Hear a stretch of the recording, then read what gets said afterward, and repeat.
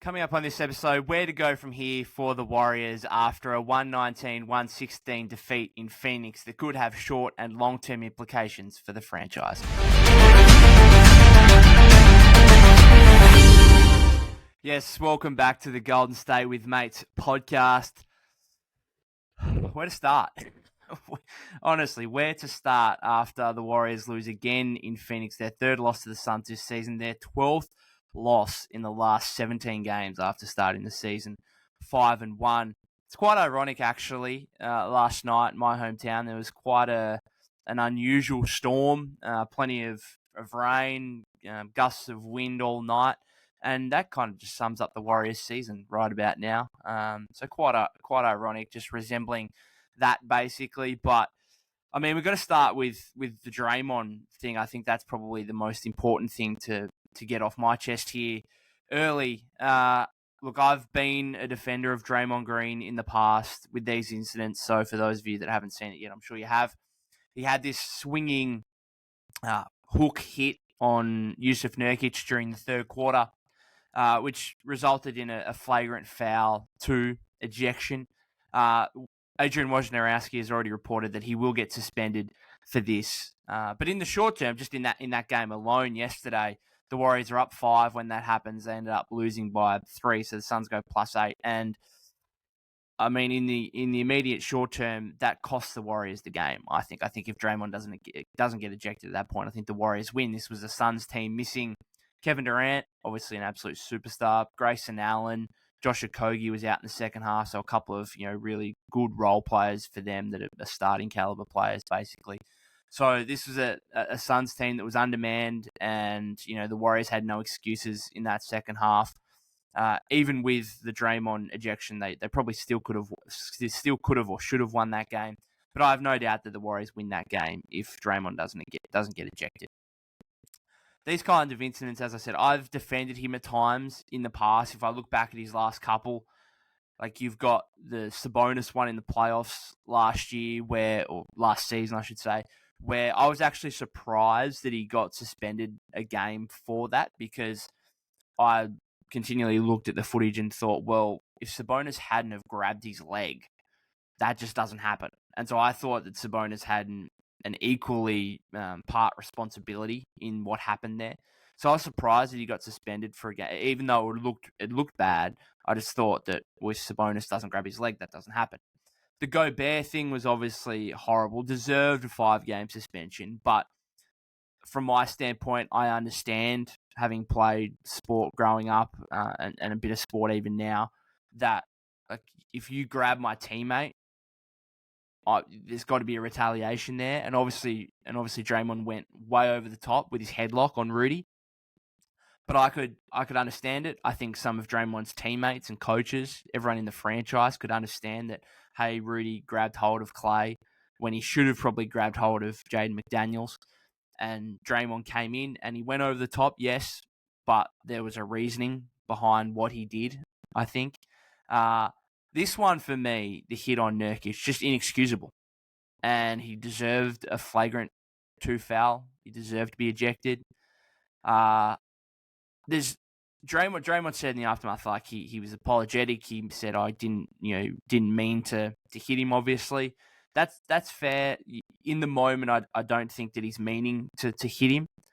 But there is too many times now where Draymond is flailing body parts and is getting opposition players in a place that they shouldn't be hit, whether it's in the head or whether it's going back to the whole Steven Adams thing in the past, where getting hit in the knackers. So there's too many times here where this is not just a coincidence, and it's just really disappointing. And I think that whatever the league comes down with, by the time you're listening to this, it might have already been reported or come out what the league is going to do with Draymond. There was a report that I've seen from a semi-reputable source on Twitter saying that there's the potential of getting suspended for the rest of the season. I don't think that will happen, but it could be it could be 10 plus games. It could be 20 plus games. I think Kendrick Perkins is asking for at least a 25-game suspension. Now, would that be over the top? Yes. But the question is, do you want to punish the specific incident or do you want to punish the guy for a numerous amount of incidents now?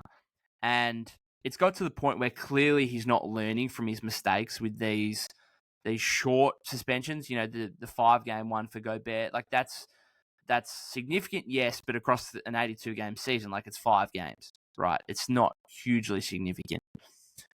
So what are you going to do? Right. And I've got to a point now where I don't particularly care. I don't particularly care. If they want to give him 10 plus games, if they want to give him 20 plus games, fine. I think I'm not going to be up in arms thinking that's way over the top. It's way over the top for the incident, yes. But this is just a history now with Draymond that the league has got to sort out, that the Warriors have got to sort out, because this is the first year of a 4-year contract for him. And they simply cannot afford, they are not good enough anymore to be able to afford to have Draymond Green on the sidelines.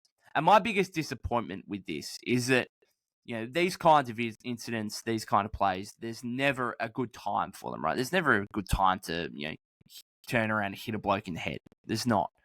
However, for Draymond, it just seems to be coming at the most inopportune times. Like, you're 10-12, you're on the road, you've lost 5 straight road games. You are leading against an undermanned team by 5 in the second half. The game is still well and truly up for grabs, but it's right there for you. You should be winning it. And then you just go and do that. And it's inexcusable. And with the way that the Warriors are playing at the moment, they need Draymond Green, because credit to Draymond, he's played well this season. He's been really good. But that almost makes it worse. The fact that he's got to have some self-awareness, and he just doesn't. He's got to have some self-awareness to think, hey, right now, I'm part of a starting lineup that flat out sucks. It sucks. And you know what? 3/5 of the starting lineup suck. Myself and Steph are the only 2 guys here of the key core contributors that are playing anywhere near well.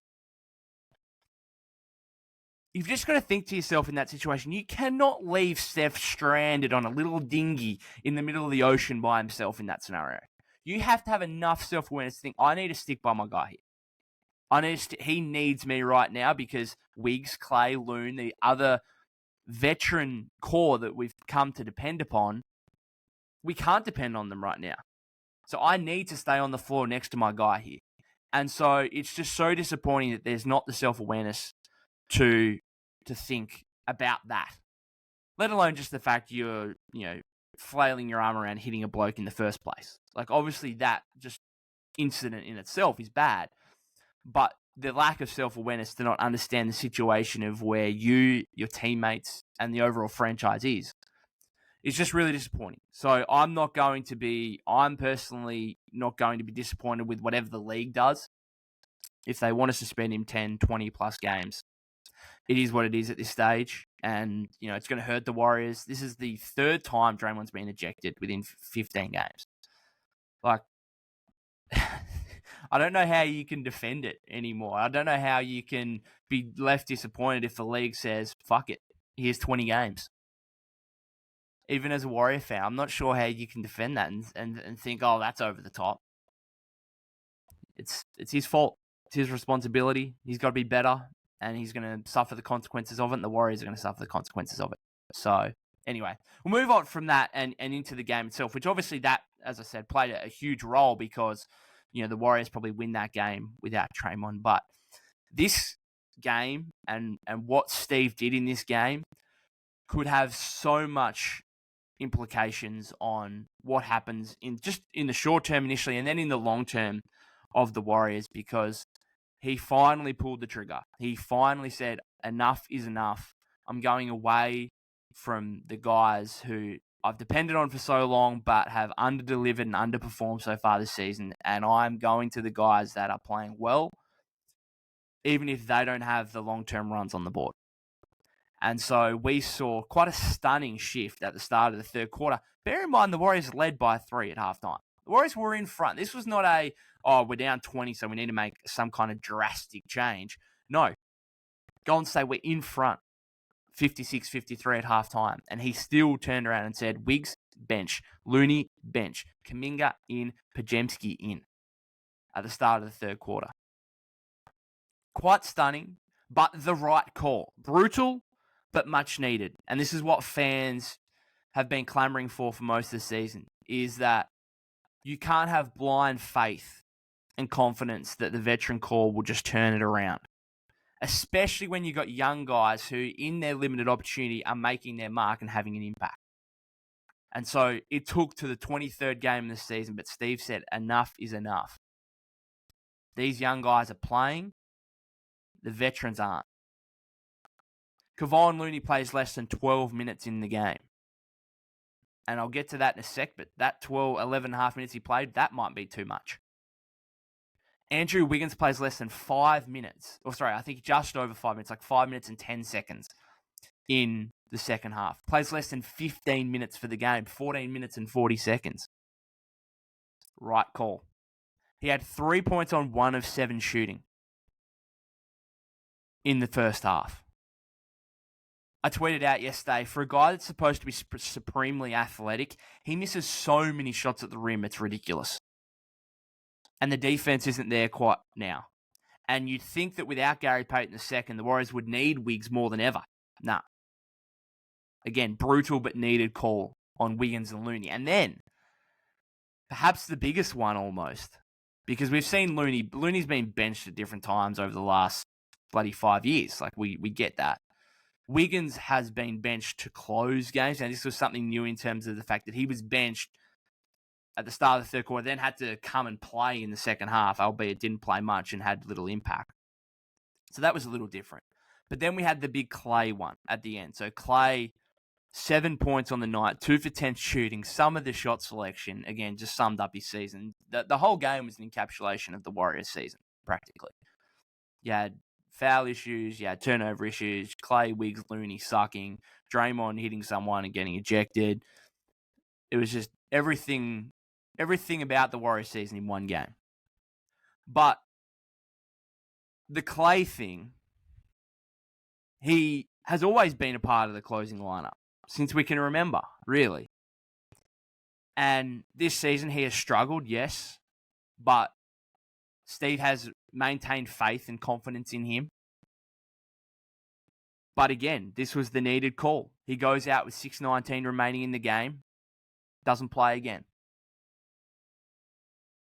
Some of the shot selection, he had one in the second quarter, which was ironically as part of a Warrior run. It's important to note the Warriors got out to a 13-point lead with their bench unit plus Klay. It was like CP, Klay, Pods, Kuminga, Saric. Got out to a 13-point lead, played really well in the second quarter. And so Klay was part of that lineup, but he didn't play overly well individually. And there was a shot he put up in the second quarter where I think the ball was fed to him from CP. And he just pulled up in transition with about 20 seconds on the shot clock from 30 feet and did not even hit the rim. Just hit backboard. And that was jarring. That just lives in memories. And that's a thing that I spoke about on last episode, that from that point, Klay could have played actually okay. He could have finished with 15, 18 points. But fans will still remember that shot from the second quarter where you pulled up from 30 with 20 seconds on the shot clock and just bricked it horrifically badly. Fans will remember that, and then that'll just go in the memory bank as, oh, okay, he's had a bad game because of that one shot. I actually think that's how jarring and how bad the shot is. That is what fans remember. That is what I look back at the game. That's what I remember. And so it's as I said, a whole encapsulation of Klay's season. But he doesn't close. The Warriors close with Steph, CP, Pods, JK, and Saric. Again, I think the right call on that closing five. A little bit of a fake comeback at the end where the Suns got out to, their own 13-point lead with only a few minutes left. The Warriors came back, had some energy late in the game. Suns turned the ball over a few times, and Golden State actually had the chance to tie the game in the final 10 seconds. Steph kind of quick shot at a catch and shoot attempt from the inbounds where I think he was expecting to get fouled, and so he just put it up straight away. Didn't get fouled, obviously. Missed the three. Suns close it out, win by 3. which coincidentally is the 7th game this season that the Warriors have lost by 4 points or less. Plus the Chet Holmgren buzzer-beating 3 that went to overtime where the Warriors lost by 7 on November 18. So what do we do moving forward here? What does Steve do moving forward here in terms of these lineups? Because this was a drastic change. Wiggins out, Looney out at the start of the third quarter. So is this just going to be, that was a one-game thing, or is this going to be something that, goes forward? I think it does go forward. I think you have no other choice now. Now, obviously, some of the decisions will be made easier by the fact that Draymond will be suspended for some time here, whether it's 1, 2, 3, 5, 10, 20, 25 games, whatever it is. So some of the decisions will be made easier. Some of the other veteran players will get some leeway because of the simple fact that Draymond is out. But there is a shift here. There is a shift going on, the dynamic of this team between the veterans and the older players, and I'm not sure the veterans are going to get it back. I really don't think they will. The faith, the confidence, the trust has been lost enough, I think, where the young guys are just going to play more and more going forward. They have to, and they are. I actually really like the lineup that started the third quarter. I think that lineup might be the best lineup. Steph, Pods, Klay, JK, Draymond. I think that lineup could be effective against most teams anyway. Now, you can argue, Moody should be in for Klay or whatever else. I'll die on this hill. I think Klay will come around. Now, he won't come around to the point of where he was maybe even last season, let alone before the injuries. But he can still be 18, 20 points, 40% three-point shooter. And I will die on this hill that his sheer three-point shooting threat, the fact that teams have to guard him at the perimeter, means that he should be in the starting lineup next to Steph. He should be.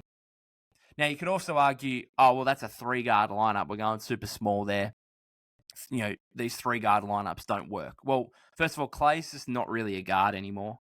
But even if you want to argue that he is, what Brandon's doing in terms of his rebounding, he's just an elite rebounder. I'll talk more about him in a second.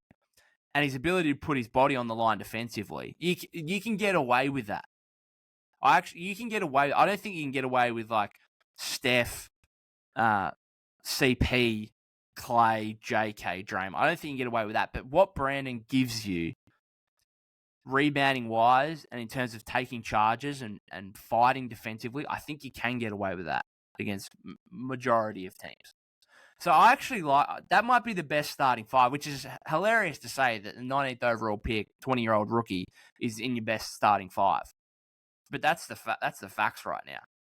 Pods goes for 20, 11, and 5 in this game. The first Warrior rookie to since Steph to have 20-plus points, 10-plus rebounds, 5-plus assists in a game. Let me just talk about him for a second. Let's just get a little bit positive for a second. Because he's been Pods has been a huge shining light here in an otherwise dark start to the season. What's his ceiling? Because we're talking about the future almost now. But where can he get to as a player? I've often looked at him, even now, through the first 23 games, and I often think, okay, what does he do at an absolutely elite level? Like, is there anything that makes him different than just being a nice all-around player who can be, a quality starter maybe in this league, but nothing, he's not going to sniff an all-star team. He's not going to sniff an all-NBA team or anything like that. That's what I initially think. I do initially think that he does a bit of everything, but he doesn't necessarily do anything at an elite level. However, I've been tricked by this before, where going into the 2021 NBA draft, a lot of scouts were saying, Franz Wagner shouldn't go that high because he doesn't have one elite skill. Like, he does a lot of stuff at a really high level, but doesn't have that one elite skill that separates himself that's going to make him a star. And early days, I thought that too. And I thought it was probably the right decision for the Warriors to take JK over Franz at, in the moment. But you know what? Sometimes just having a guy that's bloody good at everything, the whole package just makes him a star player. He doesn't have to be like great at any, like absolutely top 1% at any one skill. But if he's like a top 10% in everything, then you've got yourself a star player. That's what Franz Wagner has developed into for the Magic. And I actually wonder if Brandon could do that for the Warriors, where you actually look at him like he just does so much. Like his rate of improvement here over the first 23 games has been extraordinary. Like he's getting to the rim. He's finishing at the rim. He's making his threes, both off the dribble and catch and shoot. He can do both. He puts his body on the line. He's taking a charge every game, a charge or two every game. He rebounds like a maniac. He's willing to fight through screens on the defensive end and be a presence there. He's an excellent passer, a very good player. He just does everything. Legitimately does everything. And that's what's making him a hugely impactful player to the point where we're saying he might be in the Warriors' best starting five right now. 23 games into his career. So a huge positive, and maybe he can be an all-star in the future. Maybe this is a guy who is just very good at everything, and that makes him a star-level player. So hugely impressive. And shout out to JK as well. He had 16 points, 6 rebounds. He took his opportunity. This has been a great 3-game or 2.5 game stretch where he was out of the rotation against Portland into having 13 points in the second half, into having 24 and 12 against the Thunder, into having 16 and 6. This has been a great 2.5 game stretch for JK. And it should continue. He should continue to play 25 to 30 minutes a game, particularly with Draymond out. I mean, Draymond's going to get suspended for a few games at least here, and JK is going to have a few games to be in the starting line. He just has to be. Has to be. So, without Draymond, I think I would actually go Steph, Pods, Klay, JK, Saric. I would have that as my starting five over the next stretch of games here. Now, I'm not sure if Steve is going to be willing to do that, to start Pods and JK at the start of a game. But that's what I would do. So I'm interested to see what he does. And in terms of the second unit, with Draymond out, I would only go 9 deep. And I'm not sure Looney should be playing at all. I know it's a big statement. He's been so reliable. He's been so consistent. He's been so good for the Warriors. He's got this streak of over 200 plus regular season games played in a row. I'm not sure he should be earning a minute. Because I saw more from Trayce Jackson-Davis in his little 5-6 minute stint in the fourth quarter yesterday than what I've seen from Loon in the last 5 or 6 games. Loon hasn't played 20 minutes in any of the last 5 games, and it's getting lower and lower. He plays less than 12 yesterday. And Steve goes to TJD at the start of the fourth quarter. He has a block. He's much more of a threat as a rim protector, and he's much more of a threat as a finisher, as a roller offensively. And if we're saying that either Draymond or Saric are going to start and Loon's coming off the bench, well, you cannot have Loon in the same lineup as Chris Paul, in my opinion. Because Chris Paul wants to run pick and roll, and Looney is, I'm sorry, an horrific pick and roll player. Because he cannot finish. He comes lumbering down the lane. He can't go up and dunk it like TJD can. His layups are usually contested. He usually has to pump fake 5 times if there's any defender close to him. He's a good passer on the roll, I'll give him that, but teams are just going to play him to score. So, Trayce Jackson-Davis, I'm looking forward to more, and we saw some of it at practice over the weekend. I'm looking forward to seeing more of Chris Paul, Trayce Jackson-Davis together, because I think that can actually be effective. And then you have Moody, and then you have Wiggs. And that's your 4 coming off the bench. And then when GP2's back, you add him into the mix as well, and that's your 5. And for the moment while GP2's out, you just have a 9-man rotation. And that 4, that CP, Moody, Wiggs, Trayce Jackson-Davis quartet you can almost get away with having any one of the starters in that. Like, you could play Steph, you could play Pods in that, you could have Klay as an extra shooter, you could have JK, you could have Saric next to Jackson Davis. Like, you could play. I think that quartet is malleable enough. You could have almost any of the five as the other player in there. So that's what I would do here. Now, if Draymond is out, when Draymond's back in, then he's starting over Saric. Saric comes off the bench. I still think you might get a few minutes out of Jackson Davis. I don't know. The future is now. Like, the future is genuinely now. Where I'm talking about Looney might not play. Wiggs might play less than 20 minutes. Klay's probably 25 minutes. And you know what? JK's 25 to 30. Pods is 25 to 30. Moody's 18 to 25. Jackson Davis is 10 to 12 minutes. Future is now for the Warriors. Just quickly on this report from Shams earlier, stating that the Warriors offered Klay around a 2-year, $48 million contract prior to the start of the season.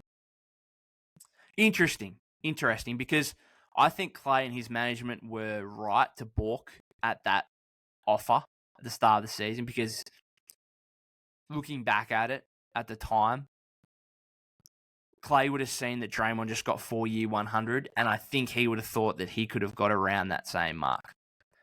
And I think I and a lot of fans could have thought that he would get around that same mark, which is $20 to $25 million a season. Let's say that's still a huge cut off the $43.2 million he's making this season. So that's still a huge cut. But I think that's what he would have looked for at the start of the season. And now, the further this season goes, the more that 2-year, $48 million contract is actually lining up to his worth.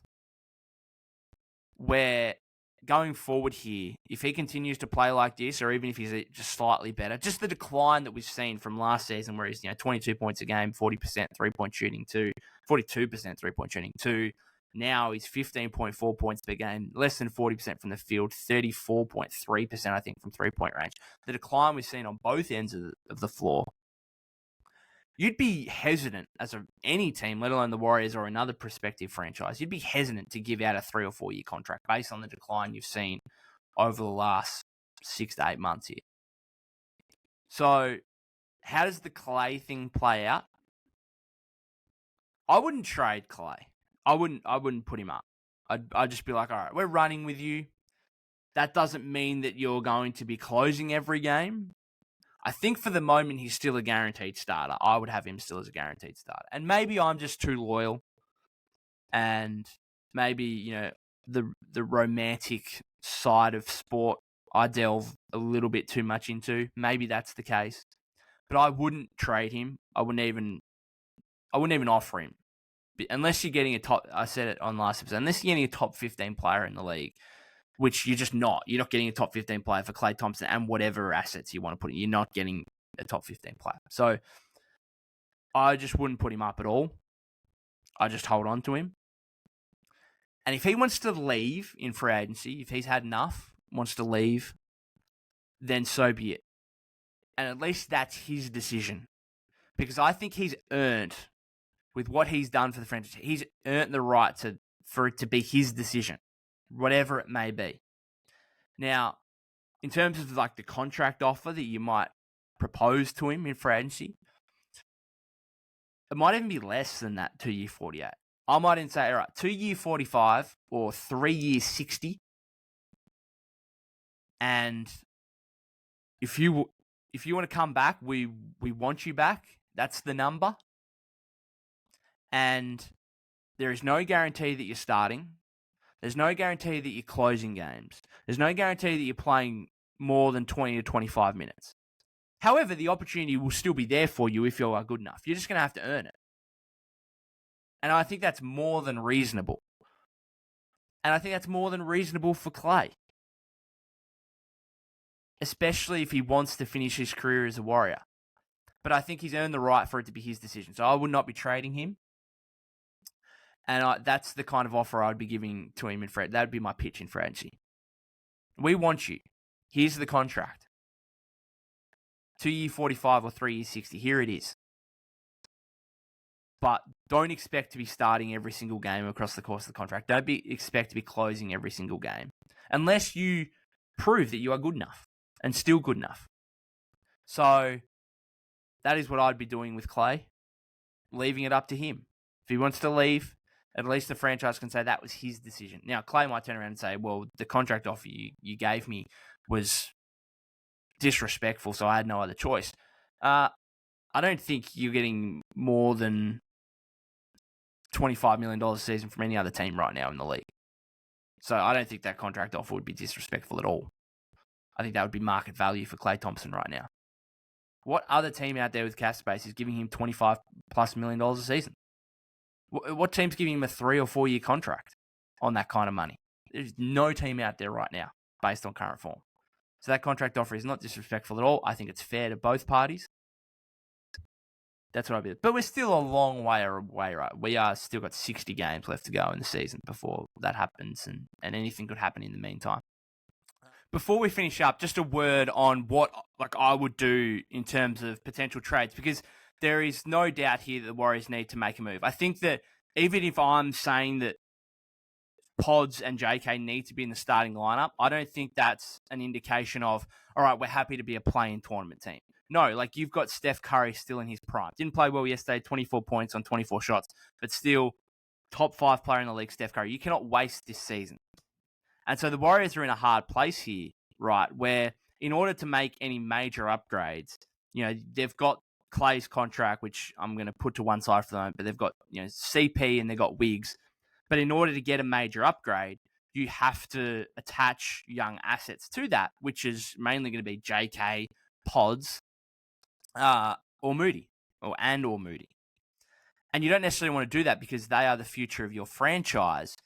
And what's to say that even if you do trade those guys alongside CP or Wiggs, that what you bring in is going to make you a significantly better team to the point where you are a championship contender again. For example, let's say you call up Toronto and say, we want Pascal Siakam, and they say, well, we want Chris Paul's contract along with Kuminga and Podziemski. Okay. Does bring in Pascal Siakam make you a championship contending team? No, it does not. If Klay Thompson and Andrew Wiggins are going to play at the level they are, you still might be a play-in tournament team. You still might be a play-in team. And so what's the point of mortgaging your future if you've got no faith and no confidence in Klay Thompson and Andrew Wiggins getting back to anywhere near where they've been before? There's just no point doing that because you're stuck still in mediocrity and you've given up your future, who look really bright right now. Pods is playing fantastically well. JK's been really good the last 2.5 games. You do not want to give that up when there's no assurances that Klay and Wiggs will ever get back to being, 25, 30 plus minute, consistent, reliable performers in order to make you a championship contending team with Siakam or not. Like, what's the point of Siakam if Klay and Wiggs are going to still be who they are right now? There is no point. And so what would I do? I would put up Wiggs or Chris. Chris has been fine. He had 15-11 yesterday. Been fine. But he's on an expiring deal. And as I said on last episode, he's still surplus to requirements. He's a backup behind Steph. And with the way Pods is playing, I think Pods by next season, if not now, is ready to be a backup point guard in this league. I'm saying he should be starting guard in this league next to Steph, but whatever.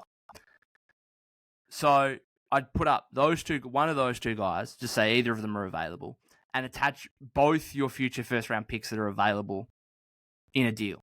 And you'd be surprised with the value I think that has around the league right now. We're talking about a 2027 first-round pick when Steph Curry is going to be 40 years old. And we're talking about the Warriors right now as, fans and analysts clamor to say the dynasty is dead. They're on the decline. Okay, that 2027 first-round pick must have some serious value if I'm an opposition team. If I'm a rival team, I'm looking at that thing, geez, I want that. That could be anything. If it's unprotected, that could be anything. And you just got to look at what the Lakers did last season with Russell Westbrook. They added one first-round pick in 2027 to Russell Westbrook and got back D'Angelo Russell, Jared Vanderbilt, and Malik Beasley. That's a hell of a return for a guy that you had to get out of there who was on a $50 million contract. You had to get him out of there for the good of the team. And you were able to get back, by attaching just one first-round pick, you were able to get back D'Angelo Russell, who has got his critics, no doubt. And there's not too many fans of D'Angelo Russell out there. But he's a solid, just was a starting caliber player on an in-season championship team. In-season tournament championship team. He's okay.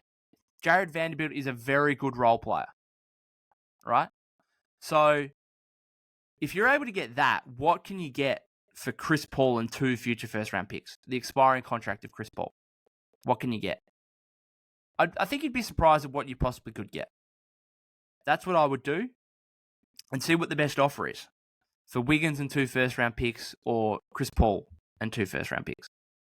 Because, again, I do not want to give up Kuminga, Pajemski, and or Moody. Because right now you'd be putting faith and trust in the fact that you bring Siakam in, and at the same time, Wiggins and Klay can get back to where they've been in the past. And I'm not putting my faith and trust in that right now. I'm sorry, I'm not. So that's why the Warriors are stuck between a rock and a hard place right now. Is that they've got these young guys who are long been seen as potential trade assets that they could trade for veteran talent. But hang on, these young guys are actually some of the best players on the team right now. So I just don't think you can afford to move them. And if that means that, you don't get a great player back and you're still a playing team, then that might just be the reality of where we're at right now. Might just be the reality. And that, fans are going to have to become accustomed to that. And, hope that next season, the year after, Steph's still a great player. That, Klay comes back and maybe can accept a lesser role. And that, Pods, JK, Moody, all of a sudden become like, one of them becomes an all-star and the other 2 become starting caliber players in this league. And now you're like, okay, now we've got something. Now we've actually got a good young team next to Steph who could be interesting. So, geez, the franchise is in just such a precarious position with what they do here over the coming month before the deadline. I think a move has to be made, but I just don't think it can. I don't think it can include JK, Pods, those 2 especially. And as a result, the potential of what you're getting in return is going to be so much less. So if you're expecting to get a Siakam type player, I just don't think that's happening without at least one of those 2 guys being given up. Like, you're going to have to give up Kuminga to get Siakam. You have to. But I wouldn't do it. I just wouldn't do it because what's to say you're going to be anything more than a playing tournament team with Pascal Siakam? Now, maybe other fans will say, oh, well, you got to try at least. You got to try. I mean, we've been trying to put our faith and confidence and trust in Andrew Wiggins and Klay Thompson for the last 23 games, and the return hasn't been great. The return's getting worse, especially in the case of Wiggs. Less than 15 minutes yesterday. Anyway, I'll end it up there. Thank you very much for listening. If you've got through, if you haven't subscribed to the YouTube channel already, that would be greatly appreciated. If you could, you can follow us on Apple Podcasts and Spotify. You can follow me at POK252. That's POK252 on Twitter. Looking forward to seeing your comments either on Twitter or in the YouTube comments section. Had some good interaction with a few of you after last episode. So anything that you would like to share on your opinions on the Warriors, the state of the franchise at the moment, what they should do moving forward, let me know and I'll be sure to respond. Other than that, guys, enjoy the rest of your week.